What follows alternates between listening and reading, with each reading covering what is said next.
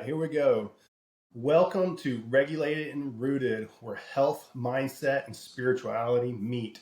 If you're tired or frustrated with your health or stuck in a cycle of just trying harder but feeling worse, then this episode is for you. Before anything else, this is not about blaming you. Most people are trying more than ever to eat better and live healthier, yet rates of fatigue, weight gain, and chronic illness keep rising. That tells us something important. This isn't a motivation problem. This is not a discipline problem. It's not a character flaw. It's an environmental problem. Now, we're living in a world where food is engineered to be irresistible, available everywhere, and marketed constantly. While we're told that if our health is struggling, it's somehow our fault. So today, we're zooming out, not to overwhelm you, but to help you see clearly, because once you understand the forces shaping your choices, then you can start making different ones with far less shame, far more confidence, and control. This episode is a starting point. We're mapping the landscape so that we can go deeper in future episodes. So with me today is my co-host, Tiffany. Tiffany Elliott and I are launching this podcast so that we can reach people and educate them, but also remove blame and remove shame. So we're looking forward to this episode. You ready, Tiffany? I am, absolutely. Let's do it. All right, let's talk about this. We've talked about what our food environment is like. We're calling this episode Why We're Sick, Tired, and Overweight, and Why It's Not Your Fault. For most of human history, even home-cooked food required work. You had to grow it, prepare it, preserve it, and plan for it. But today our food system is designed so you barely have to think about it. Our system is built for speed to door, speed to plate, and profit, long before it's built for your long-term health. Fast food is on every corner. You got delivery apps, snacks are everywhere. You can eat all day without planning. This makes food become effortless. And with that, restraint becomes harder. Not because you're weak, but because you're human. And our bodies weren't built for constant stimulation and access. They were built for moments of eating and moments of rest. So when people think, why am I always thinking about food? Well, the part answer is the system is designed that way. And once food became effortless, companies had to compete for your attention. And that's where marketing comes in. And one of the biggest ways that people get confused is right on the package. The front is designed to sell you something, not teach you. The front is advertising. The back is information. We've talked about this. You have to learn how to understand what is on the back of the package. But we've got a whole episode on reading labels later, don't we? Yes, absolutely. Yeah. Well, so let's talk about something we talked about before, something called a health halo. We talked about this. Words like natural, whole grain or organic, plant-based, heart healthy, gluten-free, they're meant to make you feel safe before you look at the ingredients. They don't tell you what's in the food. They tell you how they want you to feel about it. Tiffany, didn't you run into this when you were trying to eat healthier? And tell me what happened there. Yes, I did. All of it. So when I first started trying to eat healthier, I bought into these words completely. That's what you're looking for: natural, whole grain, heart healthy, plant-based. And if it says it on the front, you feel like you don't need to question it. It's just like this complete blind trust. And it felt safe. It felt like I was doing the quote unquote right thing.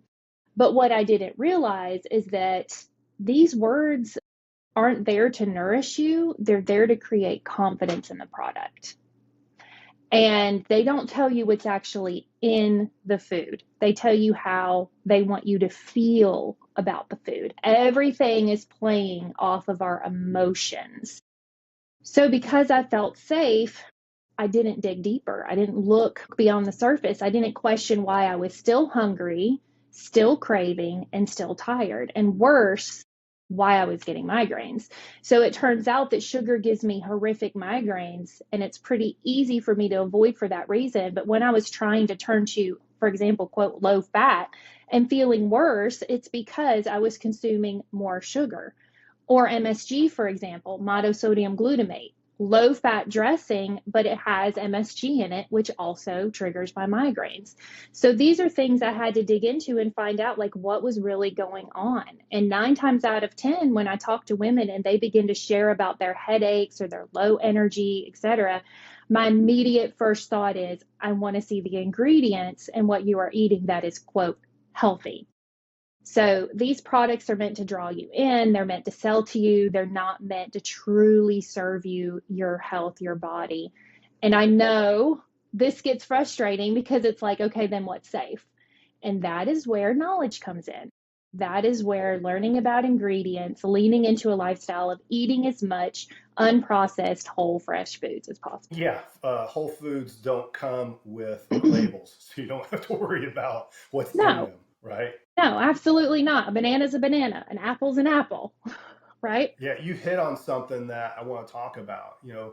For years we were told that low fat was healthier, but when you take fat out of food, you have to put something back in, and most of the time that's sugar, and that's to make sure that it's going to still taste good. Now, sugar rarely shows up as, quote, sugar on a label. It's usually renamed as something like rice syrup, cane juice, maltodextrin, high fructose corn syrup. These different names still mean the same thing. They're not removing the sugar, they're renaming it. And it can feel like deception unless you learn how to recognize it.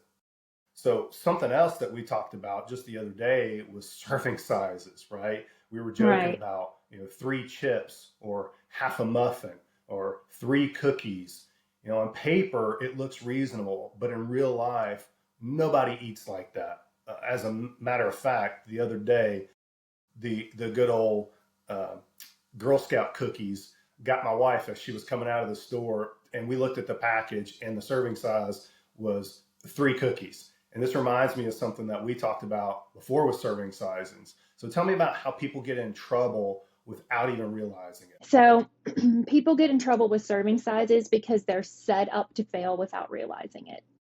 The portions on the label don't match how real humans eat, how you and I eat, especially with foods that are designed to overconsume. It's not realistic. And like you said, who eats half a muffin or 3 chips? Like that's not realistic, right? Unless maybe you're eating off your kid's plate or something. So we feel this immense pressure to follow these rules of servings, and then we're not getting enough fuel. So like bottom line, we're not satiated. We're hungry and we want and we need more, and we go back for more, and then you shame yourself because you overate. Well, you didn't overeat. You ate enough of something to feel full and not be hungry. And this food was designed to make you need more and not satiate you. So it's not so much about servings as it is about the quality of what you are eating. Like you and I were talking about the other day, you do not overeat chicken and broccoli, right? Why? Because they satiate us, they satisfy us, and we don't need more. So, you also need to know how to measure foods and read labels to truly follow serving sizes, which most of us are not doing. I mean, who's just carrying around a food scale all the time? So, we're accidentally overeating and over consuming, and we're not aware, and then we blame ourselves. And again, the system failed you. You did not fail. This is why I don't teach serving sizes to my clients, because it's absolutely unrealistic. Yeah, so we put all this together. You have engineered food, you have confusing labels, the marketing is geared toward your emotions, and it's no wonder that people feel stuck. So then you add social pressure, expectations from family members and comparison. So, Tiffany, where does mindset and culture come in? How do we start overcoming these marketing tactics that work against our better judgment? Beautiful question. By removing shame. My favorite thing to talk about, by removing shame. So when we become informed and realize that we're operating in a system that is not for us, it is actually against us. And we do this by stepping outside the box of making it personal, not making it about us. The thoughts of, I'm not good enough, I can't stop eating. I can't turn off my cravings. I'll always have these cravings. These types of thoughts are the problem. And stepping into the truth we're sharing today and realizing that you are simply part of a flawed system, and you can now take the steps out of that with these truths that we're giving you and that we're sharing today. One of the biggest areas is the marketing that makes you feel something. They tell you you'll feel lighter, you'll feel confident, you'll feel in control, you'll finally feel good in your body, and they promise these feelings through a certain way of eating. But the problem is that these methods that they promote are often working against the outcome that they promise. So like you were talking about, low fat is a perfect example. We were told that it will make us healthier and leaner, but removing fat means adding sugar. Okay, what does that do? Sugar destabilizes blood sugar. It affects our energy. Women all the time are talking about how they're low energy, promotes cravings and your appetite. So people are chasing this feeling that they were promised and end up more tired, more frustrated, and more disconnected from their bodies. And it's not because they failed, even though they believe that. Hear me out. You have not failed. It's because the system's not delivering what it sells, right? So if something promised you peace and confidence and control and gave you stress instead, that's not your personal shortcoming. That is a broken promise from the environment you're navigating. And now you're blaming yourself and your self-control, and you're now caught in a shame cycle. This is where clarity replaces shame. And that's what we're bringing today is the clarity. That's how we start making choices that can actually support us again. And on clarity, also realizing that culture is designed in a way to want you to compare yourself to everyone else and hold yourself to their standards. And this puts an immense amount of pressure on you. And then when you fail, right, within a flawed system, you're comparing yourself to these people and think you're not capable of doing what they've done. But it's all part of this shame cycle. And there can be an entire episode on that alone. I could go on and on about that right there. Yeah, we're definitely going to do more. And this, again, remember, was just a starting point, kind of a launching point of where we're going to be going with this podcast. And before we wrap up, I just want to say this. If you've been blaming yourself, please hear us. You are not broken. You've been trying to live healthy in a system that doesn't make it easy. But understanding that system puts you back in control. It lets you make a better choice without extremes or guilt or burnout. You don't have to change everything all at once. Just start seeing clearly and take the next right step. It's just about choices, but we can't make choices if we're not making those choices from an educated position. So before we close, would you like to share a story that you think people need to hear? Yeah, absolutely. It's interesting. You said just start seeing clearly and taking that next right step, because that's something I'm always telling my clients is just make the next right choice, right? Just take that next right step and really try not to overcomplicate it. But yes, I do. I do have a story.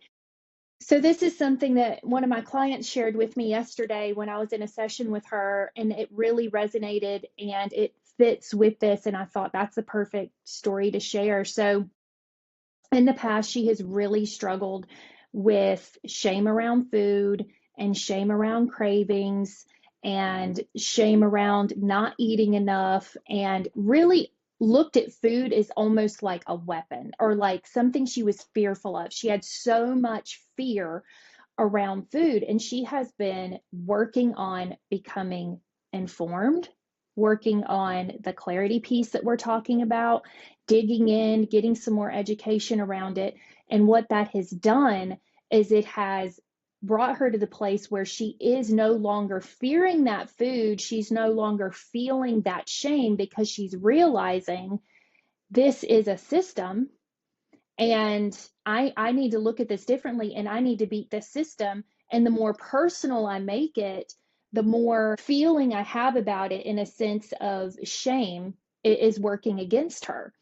And the thing she said that was so profound is she said, I am now viewing food as my friend, and I am viewing food as the assistant to the needs of my body.